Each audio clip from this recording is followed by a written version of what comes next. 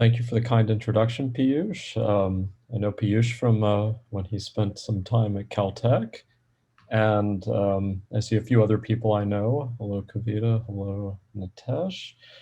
And I hope that one day I'll have a chance to meet more of you. All right. So today's talk is about products of random matrices and an application to quantum simulation. So the approach we're going to take is very naive and very simple, but nevertheless is adequate to produce some interesting results in the application that I'll be talking about. Before we get started, I would like to say a word in memory of Elizabeth Mekas. She was a wonderful probabilist that we unexpectedly lost recently. She has a beautiful book called The Random Matrix Theory of the Classical Compact Groups, which was published by Cambridge University Press last year. And I encourage you to have a look at this. She is also well known for her research on multivariate central limit theorems and other work on hard distributed random matrices, among many other things. I think that she would have enjoyed this talk, and it's really a tremendous loss to our community. So today's talk is based on two papers, which I've written down here. The first one is about random products. That's joint with De Huang, Jonathan Niles Weed, and Rachel Ward. The second one is about the quantum simulation application, and that paper is joint with Qifan Chung, Richard Kung, and Xinyan Wang. So the talk is going to be divided roughly into three pieces. I'm going to talk a little bit about products of random matrices, the kind of questions you might ask and where they come from. Then we'll talk about a very simple approach to studying products using martingales and the geometry of matrix spaces. And then afterward, I'll outline how this applies to a quantum simulation problem. The quantum simulation problem will be all mathematics and no quantum information, because I can't present a credible explanation of that subject. So you don't need to know anything about that to appreciate the last part of the talk. Okay, so let's get started.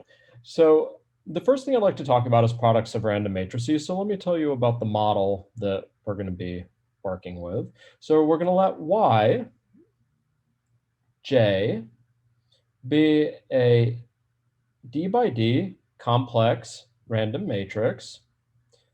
The Yj are going to be statistically independent from each other. And for simplicity, I'm just going to assume that they're all bounded. This is not very important. It's often going to be the case that these random matrices that we're going to multiply together in just a moment take the form of the identity plus a small perturbation xj.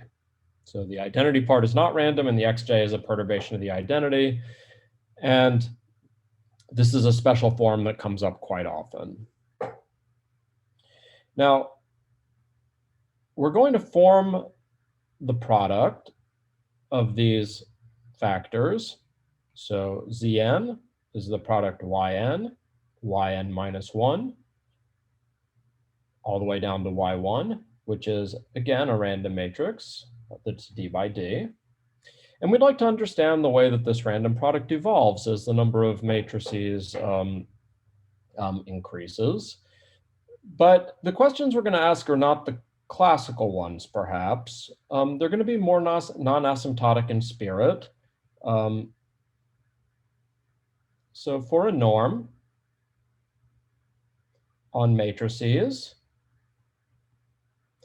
we might like to ask the question about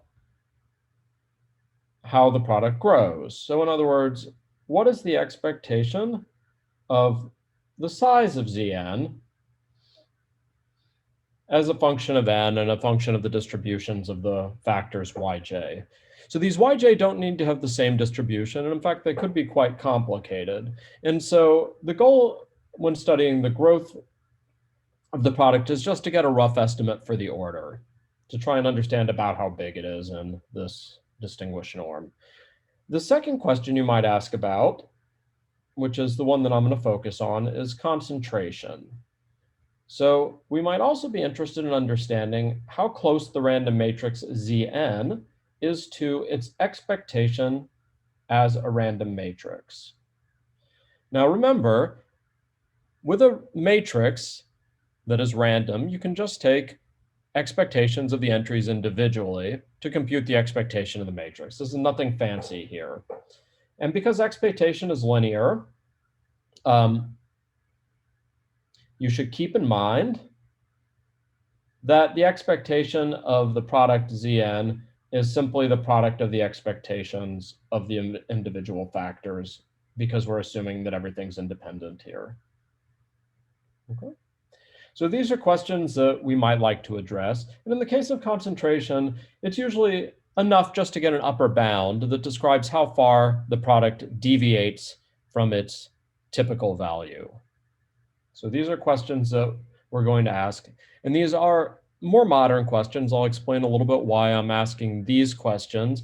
And they're different in spirit from the kinds of questions that people have asked in the past when they've studied these problems. Okay. Good. So where do these problems come from? Originally, they came up in the study of stochastic dynamical systems, which is an object of study in ergodic theory, control and related fields.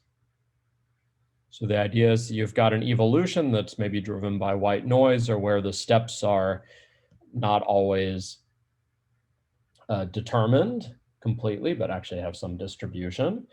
And in this case, most of the work that people have done is on understanding limiting behavior. And so in this case, most of the time, the dimension D of the matrices is fixed, and the number of factors n goes off to infinity. People also study products in pure random matrix theory. And this comes up in high dimensional statistics and free probability, for example. And in this case, it's often the situation that the number of factors n is fixed, maybe just one or two even, or sorry, just two or three or something like that. But in this case, people usually take the dimension d off to infinity. Now, it's recently been of interest to study iterative, randomized algorithms for solving a variety of computational problems. And so these are things like stochastic gradient, or Oja's algorithm for streaming principal component analysis, the randomized catch-marked algorithm,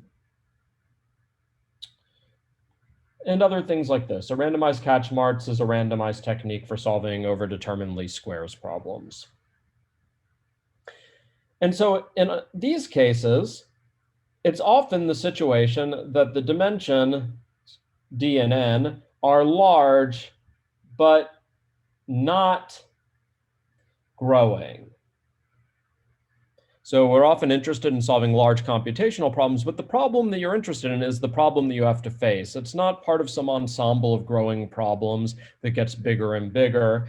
And you don't want to run the algorithm forever, so the number of iterations n is not going to be infinite. And so these problems call for a non-asymptotic analysis.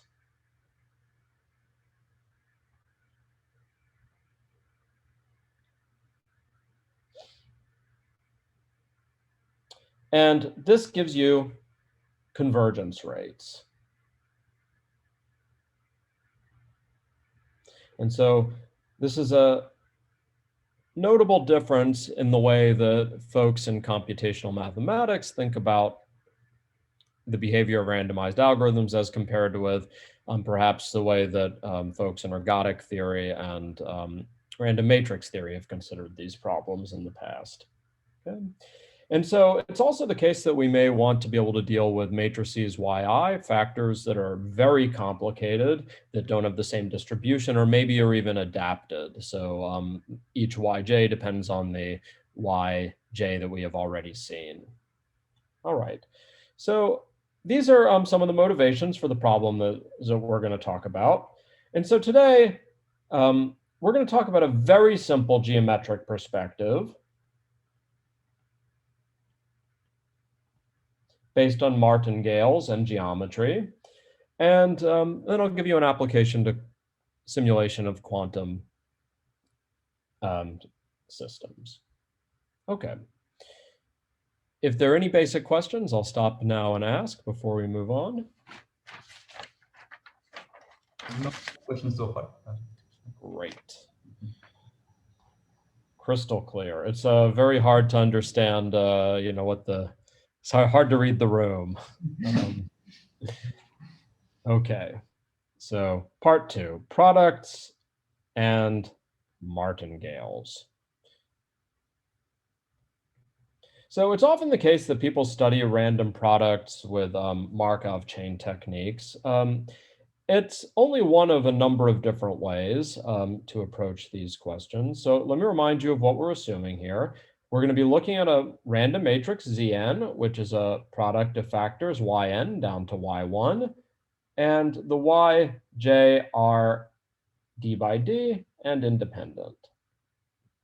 And so we're going to be interested in concentration. And what I'd like to observe is that the difference between this random product Zn and its expected value can certainly be written as the difference between the product of the random matrices and their expectations, because I'm assuming that everything's independent. I can pass each of the expectations onto its appropriate factor. And if you notice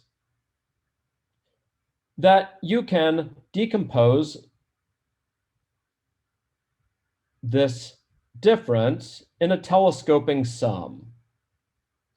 So I'm just going to write out what the telescope gives you instead of going through all the algebra here, where I am guaranteed to make 200 or 300 mistakes.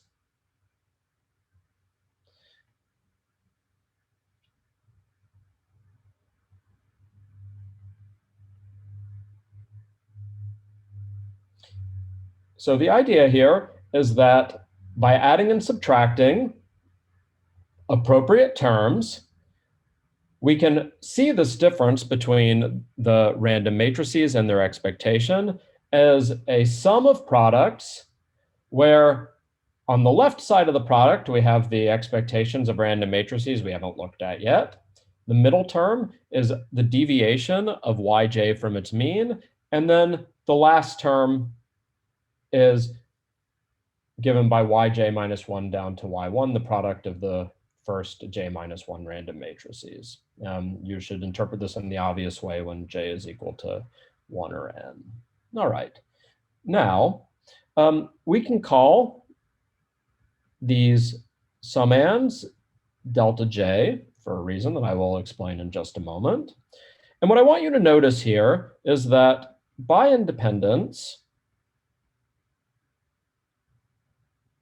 conditional on y1 up to yj minus 1, delta j is 0 mean. So why is that? If you fix these random matrices here,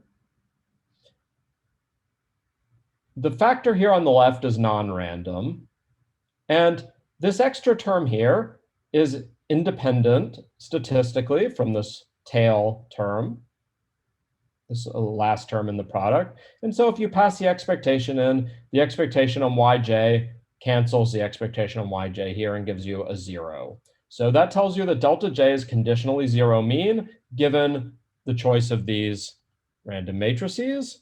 So what is this? Delta J is a matrix martingale sequence.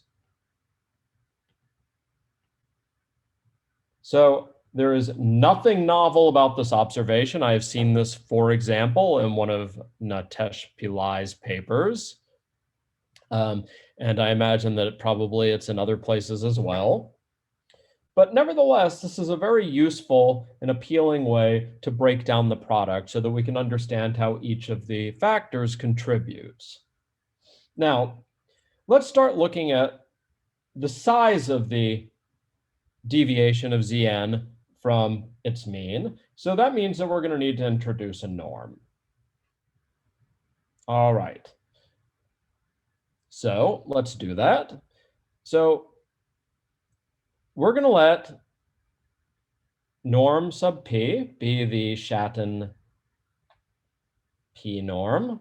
So remember, the Shatton p norm of a matrix is the LP norm of the singular values of the matrix. So in particular,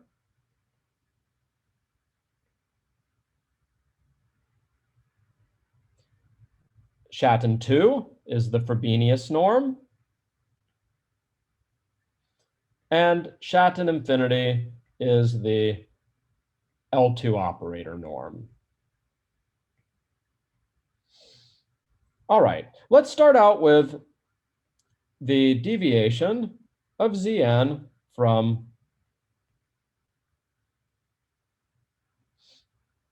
its mean in the squared Frobenius norm. Now, remember that this is the expectation of the sum from j on 1 to n of these fluctuations, delta j squared. Now, this is a martingale in a Hilbert space because the Frobenius norm induces an inner product geometry. And therefore, by orthogonality, this is simply equal to the sum of the expectations of the delta j squared. Okay, so this is orthogonality of martingale increments in an L2 space, in an inner product space. Okay, so there's nothing fancy happening here. And we can write this out to get a better picture about what's happening. So the first term is the product of yn down to yj plus 1 under an expectation, 2 squared, operator norm squared. So I'm breaking this down. We've got a deviation term in the middle, which is going to keep the Frobenius norm on it, Shatton 2 norm. And the last term is the product of the random matrices yj down to y1. Sorry, keep getting this wrong. Operator norm squared. So this is just a matter of writing down the definition of delta j and then using the simple operator norm bound for the Frobenius norm to pull off the left factor and the right factor. And then using independence, we distribute the expectation onto the deviation term here and onto the suffix term here. So the way to understand this is that we have 3 terms here. We've got the This is an inequality.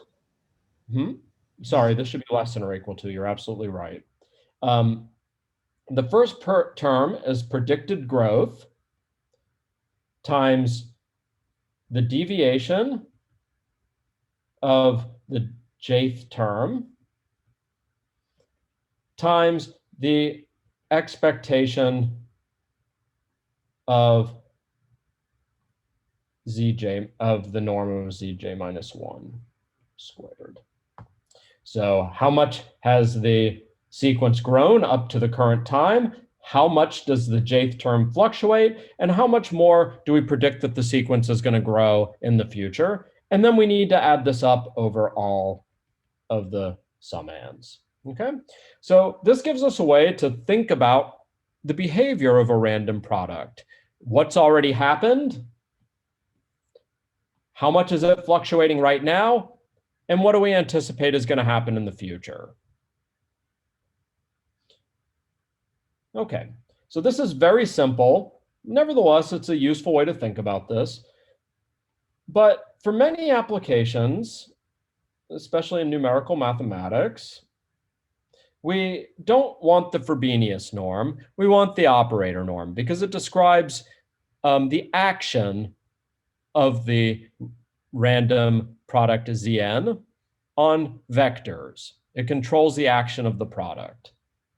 So if you think about Zn as the iterated application of a bunch of maps to a vector, the spectral norm, the L2 operator norm, is what controls how much that random product dilates or contracts that vector.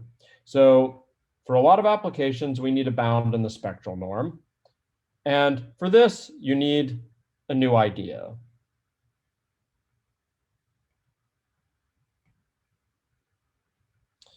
Okay.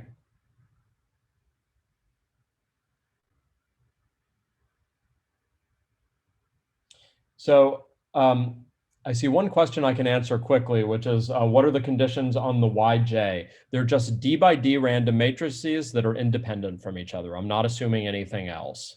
Statistically independent random matrices. Okay? So you can think about this as an algorithm that each step makes a random choice and applies a linear map to a vector. But the linear map is chosen at random, independent of the past. Okay. Now, the idea that we're going to use is called uniform smoothness. So for a power p between 2 and infinity, uniform smoothness tells us that the expectation of the squared LP norm of a matrix martingale sequence is bounded by a constant Cp times the sum from j equals 1 to n of the expectation of the squared LP norms of the increments of the martingale sequence. Okay. And what is the constant? Cp is equal to p minus 1. So it's a very beautiful fact, which is actually not so easy to prove. And so this is a substitute for the orthogonality of the increments that we have in a Hilbert space, in an inner product space. So if we move to one of these norms that's not round, but is closer to being a cube, it's still smooth, but now it's puffed out a bit more. And that puffing out is visible in the appearance of this extra factor Cp. Now, this isn't really so bad because we can approximate the spectral norm by the LP norm, or sorry, by the Schatten P norm for P about equal to the log of the dimension of the matrices. And so to remind you, the spectral norm of a matrix is always smaller than its Schatten P norm, which is always smaller than d to the 1 over p times the spectral norm. And so if we take p to be log d,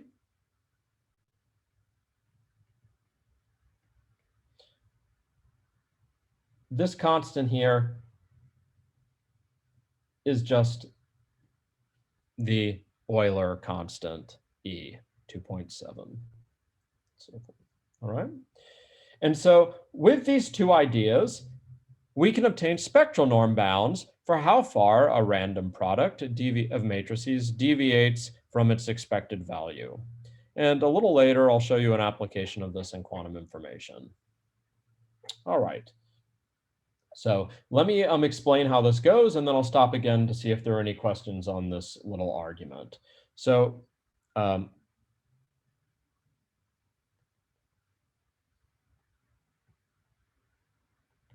these ideas are very, very classical tools in martingale theory, especially in the theory of probability in Banach spaces. And it's really no surprise that they're useful in this context. And I don't really claim any particular novelty here.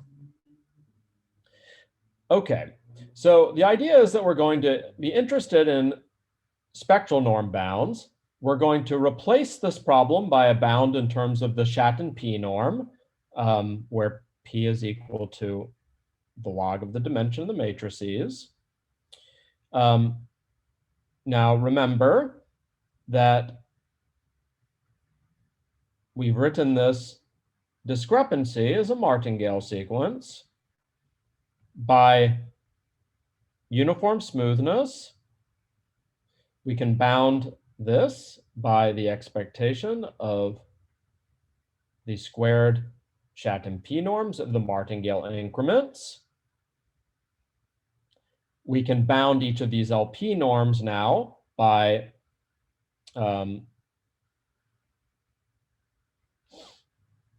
E, which gives us a factor of E squared, which is just a constant.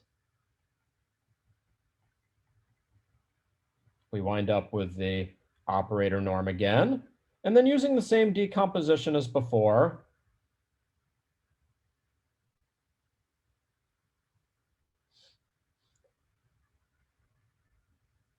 we see that we need to pay for the expectation of the product from yn to yj plus 1, Shatton infinity squared, times the expected deviation of the jth term from its mean, now in Shatton infinity norm, times the expectation of the norm of the tail of, or the suffix of the sequence, the product of the first j minus 1 matrices squared. And so again, this is the same interpretation that we discussed before.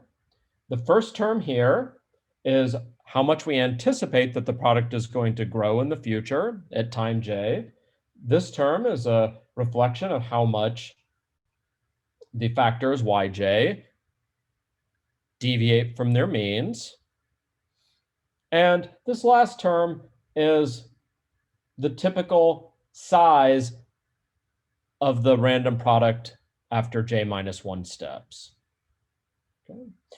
And so I just wanted to give you a very simple example right now to indicate why this is interesting.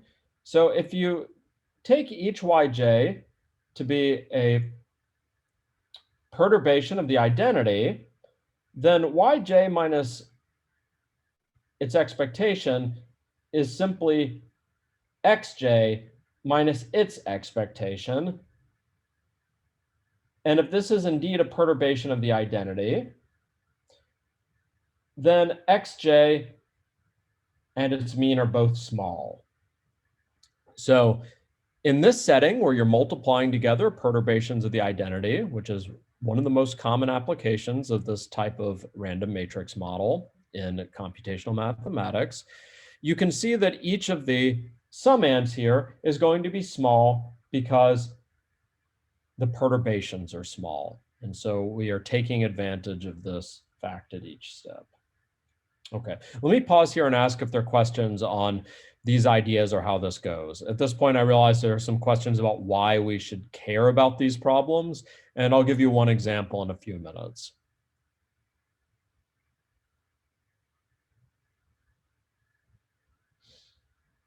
Any questions at this stage? It doesn't look like. So there's just one question, which is, as you said, about using these results, but nothing. So. All right, good. Well, I should keep moving if I want to tell you anything about quantum information. So to recap, products of random matrices are very useful for describing iterative randomized algorithms that come up in computational mathematics.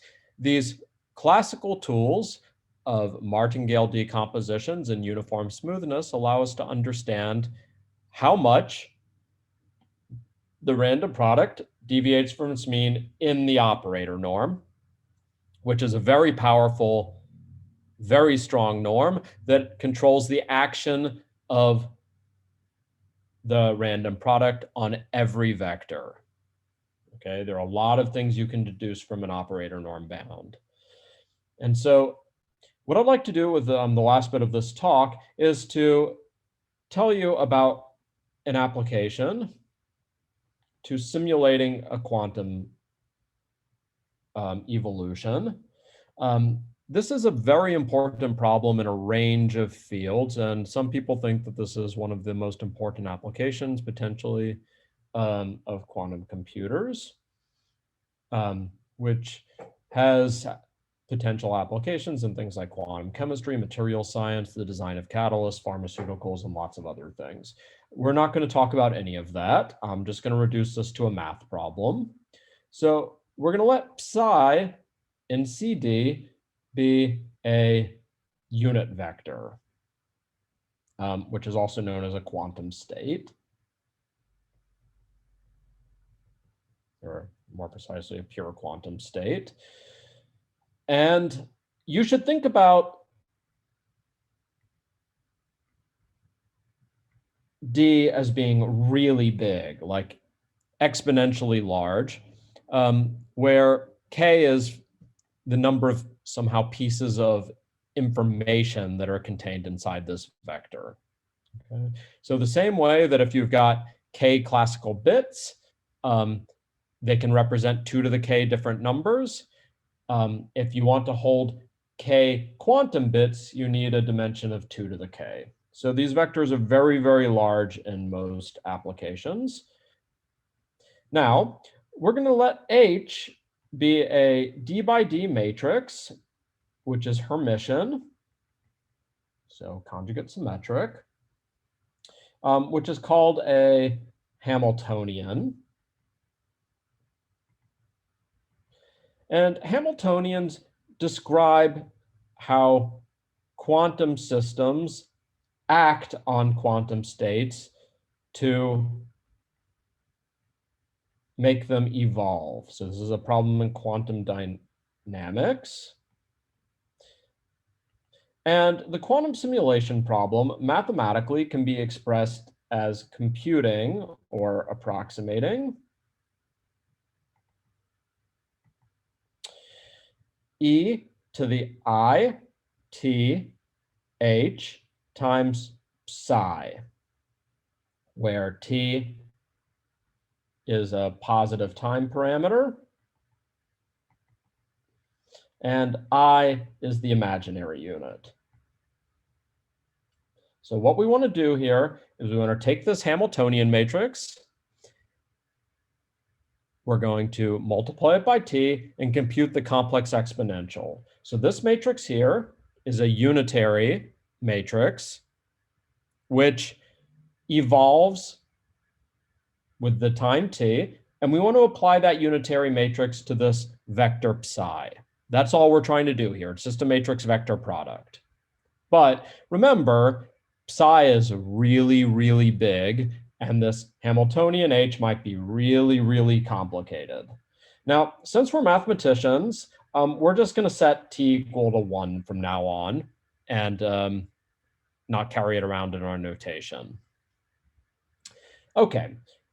Now, in many situations, this Hamiltonian is not just an arbitrary matrix. So a lot of the time, you can write down the Hamiltonian as a sum of a very, very large number of smaller, well, not smaller, but of other Hermitian matrices, which you should think about as baby Hamiltonians. So the idea is that baby Hamiltonians are very sparse matrices that are easy to implement with your quantum computer.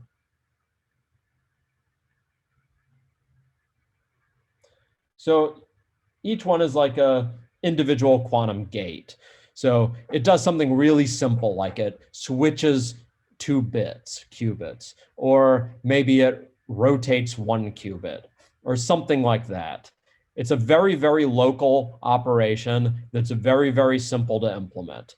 And this big Hamiltonian that describes how this entire big quantum system is acting on this quantum state, on this vector, is composed of a very, very large number of these elementary operations. Okay, so you should think about L as being very large here. And I need one more piece of notation here, which should have fit on the last slide, but did not. So I'm going to add up the norms, the operator norms of these summands, and this is called the interaction strength, which is somehow a measure of how local this Hamiltonian is, how much is it making different sites interact with each other in this vector. None of this is particularly important. It's just the sort of physics gloss on all this. All right, now, the idea here is that we're going to take advantage of the structure of this Hamiltonian as a sum to try and implement it more efficiently by breaking it down into little pieces that are easy to implement. So there's an idea called a product formula that goes back to, this is usually associated with the names Lee, Trotter, and Suzuki. And their observation was that you could take this unitary matrix and represent it as a product of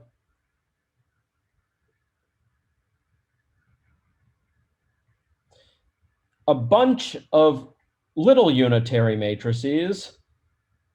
I mean, of course, all unitary matrices have norm 1, but each of these unitary matrices is obtained by picking out cleverly one term from the Hamiltonian, rescaling it by a very large number, and then multiplying them together in an appropriate order.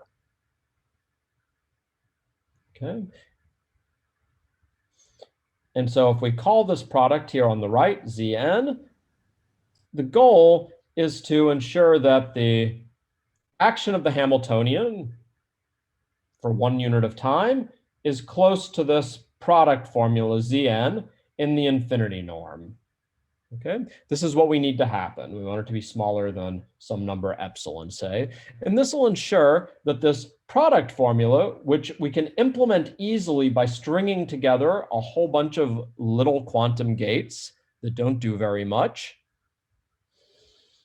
We would like this simplified approximation of the full Hamiltonian to be close in operator norm, which means that for every quantum state we apply it to, the product formula is going to give about the same outcome as the true quantum evolution. So we need to make sure that this, the action of the Hamiltonian is well approximated by the product formula. So this is a very well studied problem.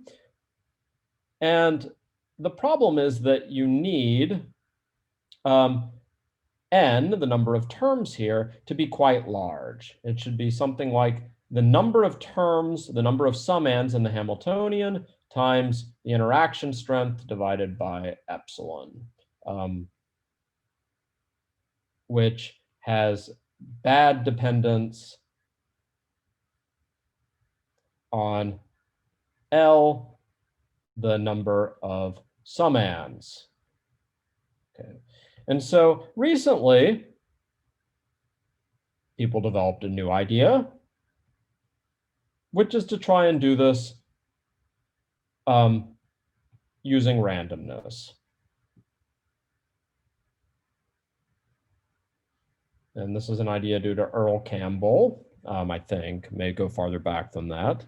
But the idea now is that instead of using deterministic choices of these A's, these little baby matrices, and trying to use them to build up the true unitary matrix here, we're going to choose random A's cleverly and hope that we don't need as many of them. Okay, so here's how this goes. So a random product, yes?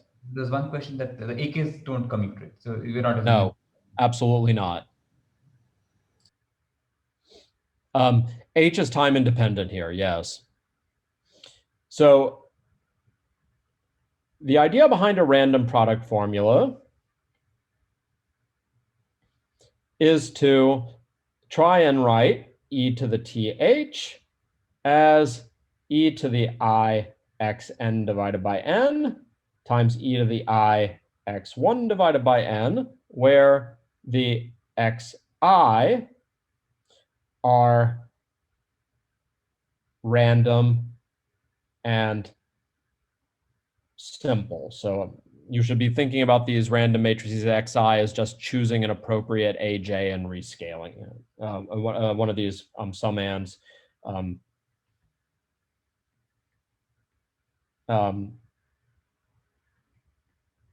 So some constant times al. So I'll explain how this goes in just a moment. Okay.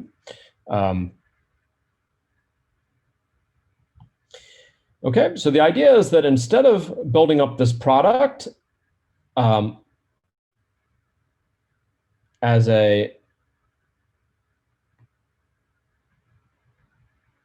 instead of building up this product as a deterministic product of simple unitaries, we're going to build it up as a product of simple random unitaries and hope for the best.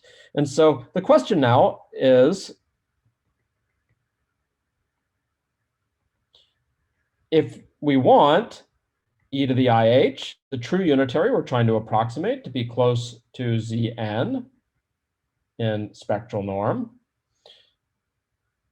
what number n of random gates, or maybe I should just use a more mathematical term, random factors do we need? And so it turns out that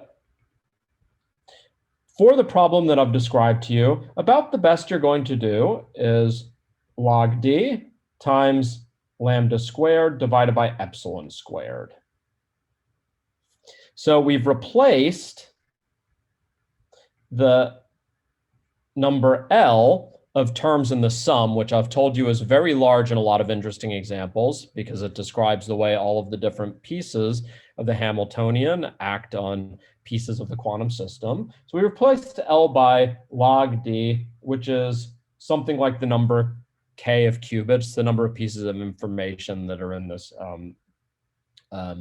quantum state that we're operating on. And so that can be a huge reduction. On the negative side, we are now paying quadratically for the interaction strength, which is probably not good news. And we're also paying inverse quadratically for the error epsilon, which is definitely not good news if we want epsilon to be small. But nevertheless, replacing L by log d may actually be enough to counterbalance the loss here in the second term. Okay. So I've got just a few more minutes, and so I'd like to sketch quickly how this is connected with these random matrix ideas I described before. So the Q-drift protocol tells us how we're going to construct this random Hamiltonian.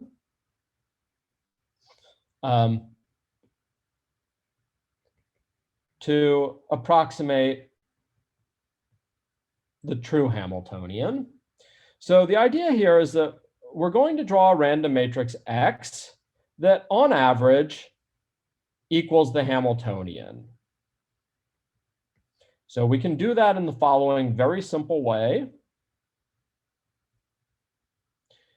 So we'll just pick sum and AL with probability norm AL divided by the total of the norms. So this is a probability distribution. And with that probability, we'll take the L summand and rescale it in an appropriate way. So the expectation of X is actually equal to the Hamiltonian, and the norm of X is always smaller than lambda. So these things are both easy to see. Okay. Now, the idea is that we're going to construct random unitaries by taking this random matrix X and dividing it by n. Okay, so this is always a unitary matrix. And the key observation, which is not very hard to prove, but I'm not going to prove it because I'm a little short on time here. The key observation is that this approximation is pretty good. So the deviation between V and its mean is at most 2 lambda divided by the number n. So each one of these V's is pretty close to its expectation. Okay. And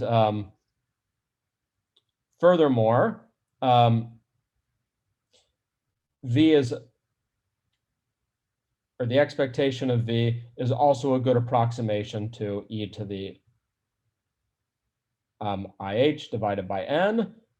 And this bound is actually quite good, but I don't have it here in front of me because my notes are a mess. Okay, so each one of these V's is a pretty good approximation to a little piece of the Hamiltonian, this unitary matrix we're trying to approximate. And so we form the product Zn, which is Vn down to V1, where the Vj are IID copies of this individual factor V. And then the question is, how well does this product approximate the unitary matrix e to the IH, the evolution described by this Hamiltonian as a function of n? So this is what we'd like to understand. So we have presented a randomized method for building up an approximation Zn of the unitary matrix e to the IH, which describes the evolution of this random state under this quantum system. And we'd like to know how big n needs to be for this random product to do a good job in approximating the state. Okay. So let me just say a few more words about this to make the connection between what we were doing before. So the error in the approximation has two pieces. It's the difference between the unitary matrix given by the true Hamiltonian and the expectation of the product, which is given by this randomized algorithm, plus the expectation of the product minus the product itself in the Shah infinity norm. This first term is controlled by a little bit of matrix analysis that I'm not going to talk about. It's not very hard. So maybe I should tell you what the bound is. So the first term is pretty small. It is lambda squared divided by n. And to bound the second term, we use the random product approach. So the second term is less than or equal to P, which is the log of the dimension of the matrix, times the sum from j equals 1 to n of the expectation of these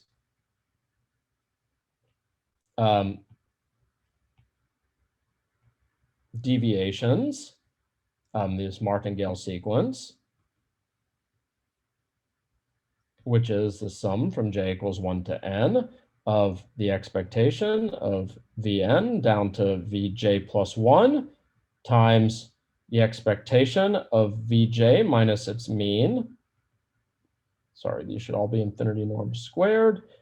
And then the last term is the expectation of Vj minus 1 all the way down to V1 infinity norms squared. All right, here's the punchline. This first term here, the initial j, choices of V, is a product of unitary matrices. So what is its spectral norm? Its spectral norm is 1. What about this first term here, the predicted growth in the future? Well, by Jensen's inequality, we can pull the expectation out front, and we get a product of O, random unitary matrices, whose spectral norm always is equal to 1. Now, what's left is the deviation term, which is actually deterministically bounded by lambda squared divided by n squared by the punchline from before, which gives us the log of the dimension times lambda squared divided by n. Okay, and when you combine all this, the error in approximating the true unitary matrix, e to the IH, using this random product is controlled by the log of the dimension times lambda squared divided by n. And this is where we get the dependency of 1 over epsilon squared from in the bound. So to summarize, what we've seen here is that there's an elegant way to try and approximate the evolution of a quantum system using a random product of unitary matrices that are easier to implement either computationally or with a quantum computer that maybe one day will exist. And using these tools from the theory of matrix martingales and uniform smoothness, we can very easily obtain a simple bound on how well this random product formula approximates the true unitary evolution. And at least in some settings, these random product formulas are super efficient as compared with deterministic product formulas. And so they may have some potential in quantum information science. All right, that's all I wanted to tell you, and I appreciate your extra attention. Thank you. See, so just a couple of questions that I had before we go to the other one. So the first error bound in the first term is just the usual Suzuki-Trotter error bound. Yep. Yeah. And is should I think of it as that what is helping here is that the terms in the products are almost commuting, like there are so in this case, for example, they're all their expectation is all e to the IH over n. I think one way to think about it is that these random products mix things faster. So because they're long-range interactions here, what can happen is that when you put in a random product term, it can move information from one place to someplace else somehow more efficiently. Whereas these deterministic formulas have to be very carefully calibrated to make everything balance out right. And somehow doing things at random just ensures that it works well on average, and that's good enough. Let me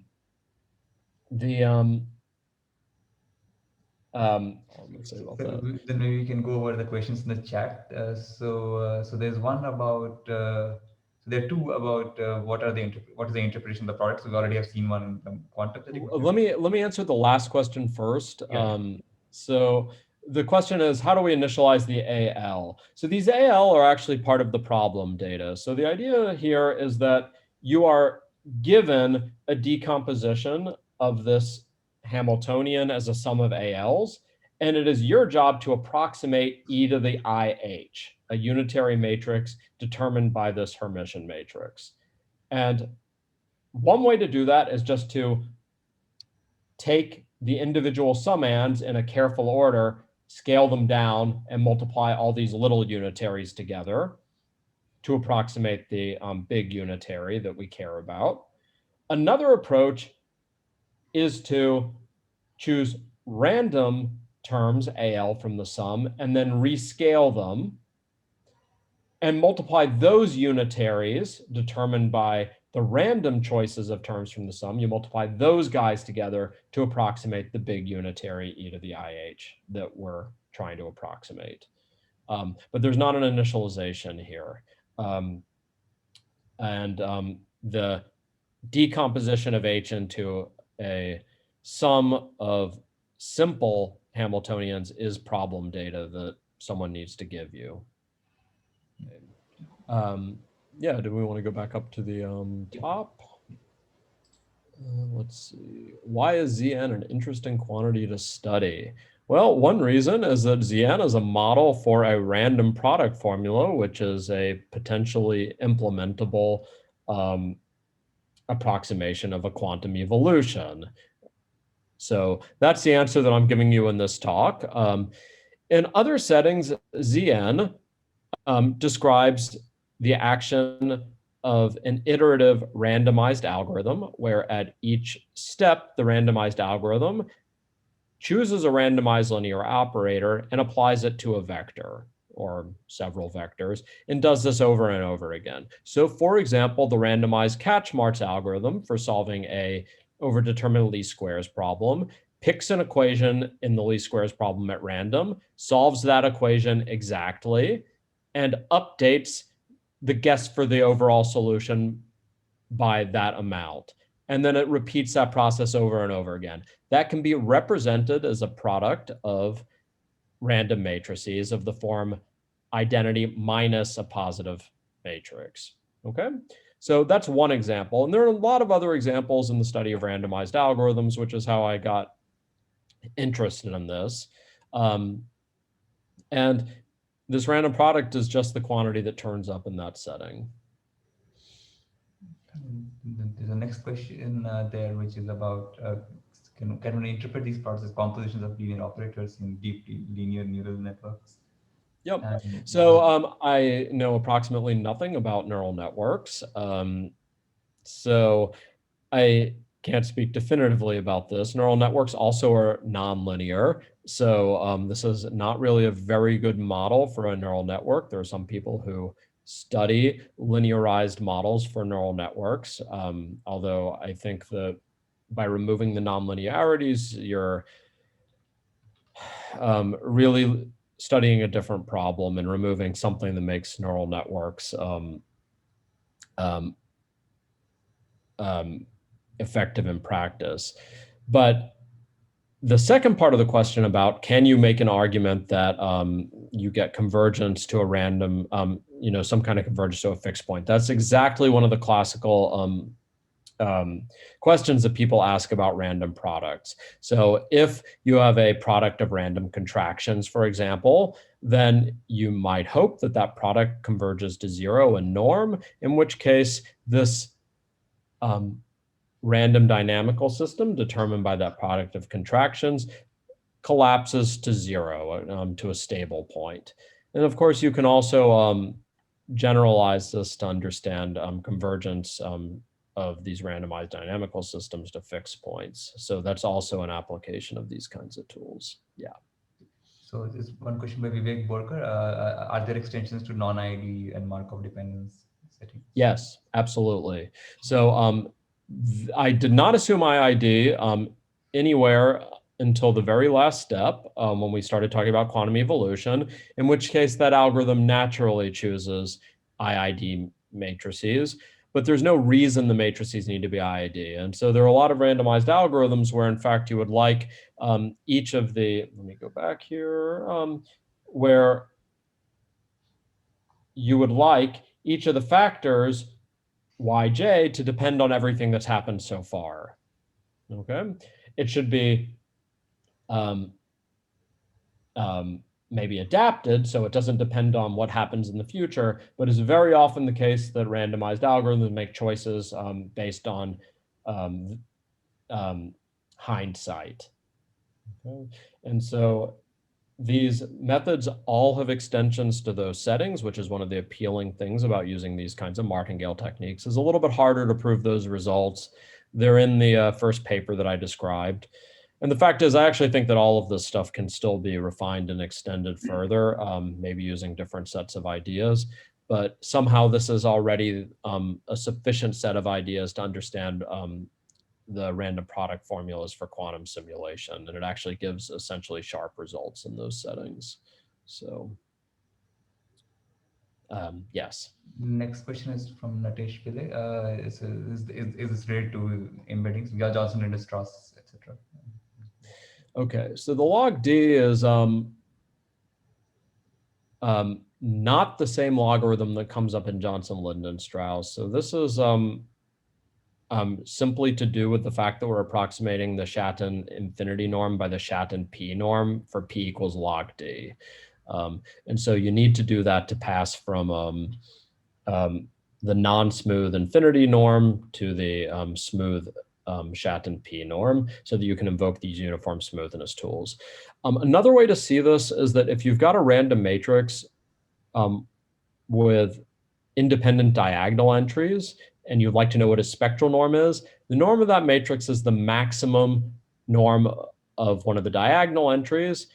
And if those are Gaussians, for example, you're going to get a dimensional factor that comes out just because you're taking the maximum of some independent Gaussians. Okay, so that's another reason that logarithms maybe come up naturally in this kind of setting. The 1 over epsilon squared is a feature of Monte Carlo methods generally. So when you're averaging things together, you expect this sort of 1 over root n behavior, which is exactly what we got. Of course, 1 over epsilon squared is a terrible kind of approximation bound. It makes you sad, and you would like to do better if at all possible.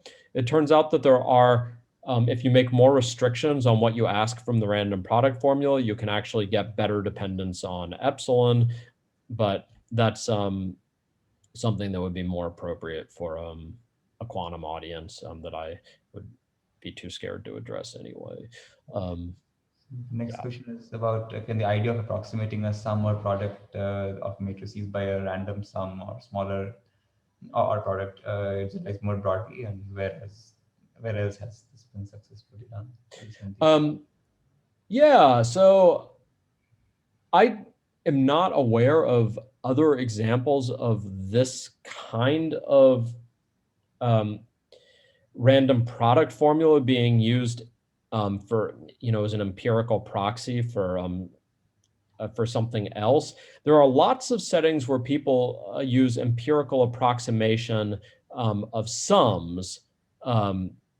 So for example, if you would like to approximate a combinatorial graph by a sparse combinatorial graph, one way to do that is to sample edges randomly from the graph with probabilities proportional to the conductances of the edges. And if you do so, you obtain a very sparse graph that is equivalent, whose Laplacian is equivalent to the Laplacian of the graph you started with. So that's an empirical graph approximation that is also based on random matrix tools, but it's more in the spirit of sums rather than products.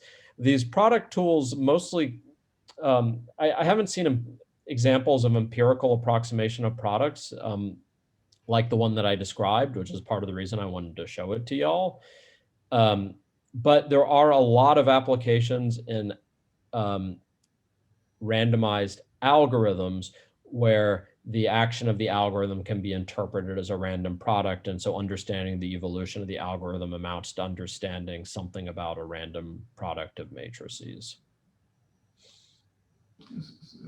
So one slightly different setting where the random products show up is this all these recent quantum supremacy experiments, for example. So there the unitaries are random. I mean, but that's a different setting where the unitaries are supposed to be mostly sparse, but each individual of them is a random matrix. And then the goal is to understand the action of this on one particular vector. But it's a very, so what you're asking of it is sort of different. No, it'd be interested to see that reference. Yes, I can see. And yes, there's one more question about so the disadvantage of random products is the 1 over epsilon square term. It's not there for deterministic products. Is it possible the best of both? That's a great question. As I was preparing this talk, I sent my collaborators an email asking them exactly this, whether there is a way to, so reducing the amount of randomness is probably not going to help in the sense that, you can't de-randomize this and expect to get better behavior. But on the other hand, I think that there could be alternative algorithms that reduce the size of the thing that's fluctuating, in which case you don't care as much about the 1 over epsilon squared behavior. So this is something that is probably worth investigating. I will note that for other applications of these product formulas where you ask a bit less of the product formula, you can get a 1 over epsilon dependence in those contexts. And you can see a huge difference in simulations from that improvement. It really makes a significant difference. 1 over epsilon is great. 1 over epsilon, well, okay, it's not great. 1 over epsilon is okay. 1 over epsilon squared is pretty bad. And as a side note, the Johnson-Lindenstrauss lemma is not practically useful because of that 1 over epsilon squared. If you really want the outcome of the Johnson-Lindenstrauss lemma to hold, you typically need the embedding dimension to be huge, in part to tamp down the horrible dependence on the approximation error. And that's true even if you don't even ask the approximation error to be small. So this difference between 1 over epsilon and 1 over epsilon squared is a huge challenge in computational math. And getting the 1 over epsilon behavior is really a consummation devoutly to be wished. Okay, I think those are all the questions so far, unless I've missed any questions. I think. Great. Well, thank you so much for your attention so early in the morning, so early in the year.